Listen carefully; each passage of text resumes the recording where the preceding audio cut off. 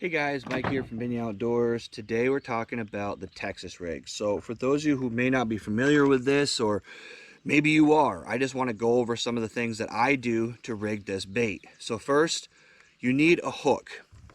I like to use these right here. This is a keeper style. It's got the wire keeper on it, the little corkscrew there, and it's an EWG style hook. Now I use a wider bend if I can, mostly because some of these baits get a little bit thick, and personally I feel like I get a better hookup ratio with a hook like this. So I tend to use a little bit bigger bend, but you can use a regular EWG style hook, 4/0, 5/0, really depends on what you want to use. The next thing you're going to need is a bullet weight. Now this one right here, for the sake of this video, is actually kind of a custom one. If you listen, not sure if you guys can hear that. This is a Gambler bullet weight, but what's cool about these is they actually have a rattle in them. So it gives a little bit more enticement to the bass because they hear that rattle when you jiggle it down on the bottom. So the next piece that you're gonna need to rig this is a bobber stop. They usually come in a little kit like this. This one's pretty used up. I've only got 2 bobber stops left. And that is a key component to this rig. So the first thing you do when you rig these is you actually wanna put, and there's a reason why I do this. You put a bobber stop on the end. I know that sounds kind of weird, but you want to put a bobber stop on the end, and I'll show you guys why later when we fish this bait. And then you put your bullet weight on. You just feed the line through the center of that bullet weight. I apologize if you guys are hearing that rain. The storm's coming in a little earlier than I planned on. So now I have a bobber stop and a line. I'm going to slide that down the line, and I'm going to put that last bobber stop on the line. Now I will say some guys like to double up their bobber stops because these actually do wear out over time. So it's something that they do, burn off after a while of use. So I've got 2 bobber stops. So I've got a weight with 2 bobber stops, as you guys can see, on my line. Now the next thing we need to do is tie on our hook. So you just tie a polymer knot to get that on there. And again, I'm tying it to the straight braid. I'm not doing anything fancy. I'm not using a snap or anything like that. Sometimes I do use a snap on other applications, but in this particular application, you want as much sensitivity, and you also want to be able to pull this thing back out. So the less interference you have to be able to pull this out clean, the better. So regular polymer knot, make sure to wet your knots. Always, always, always wet your knots, because if you don't, well, you'll find out when that fish gets off. Cut your tag in, and now you're rigged. Now, the reason why, if you were wondering earlier why I use 2 bobber stops, well, I'm gonna wet my line a little bit, just make sure that slides easy.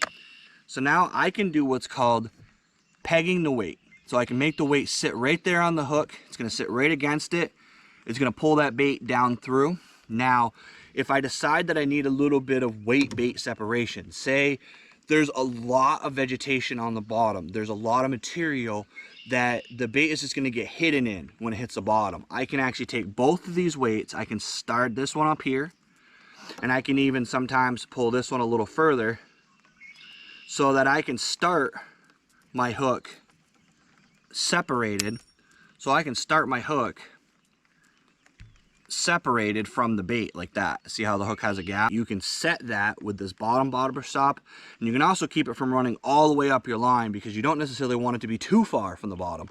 So it's kind of actually like what I like to call a redneck Carolina rig.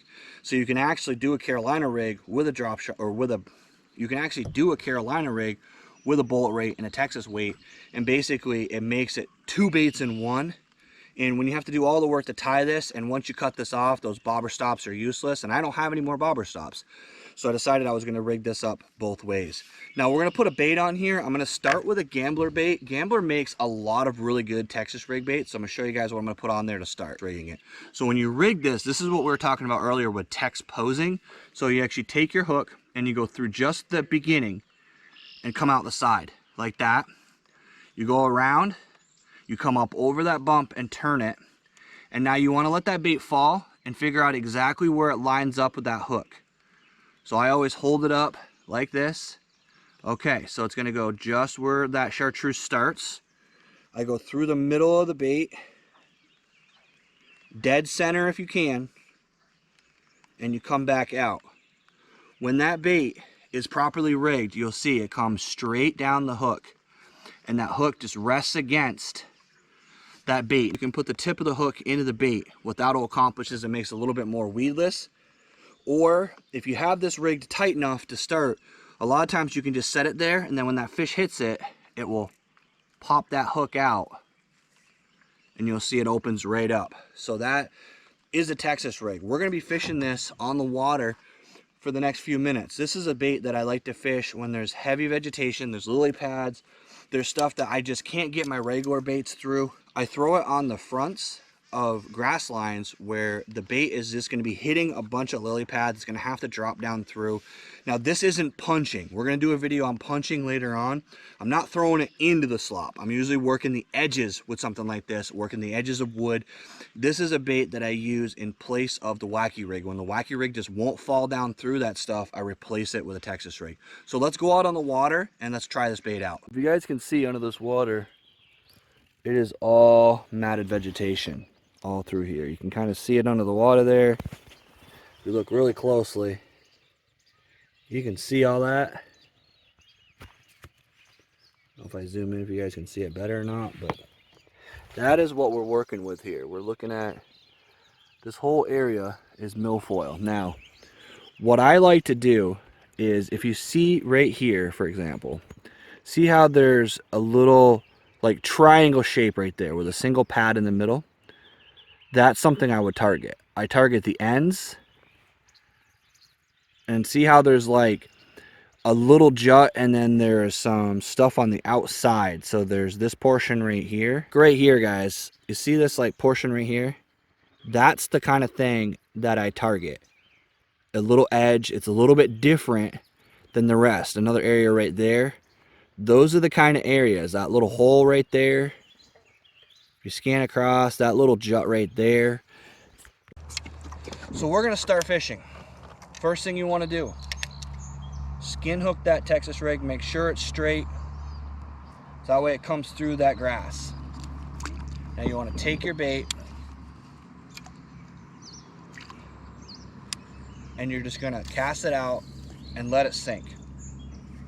Let it get all the way to the bottom. You'll see your line stop falling, and it'll just lay flat in the water.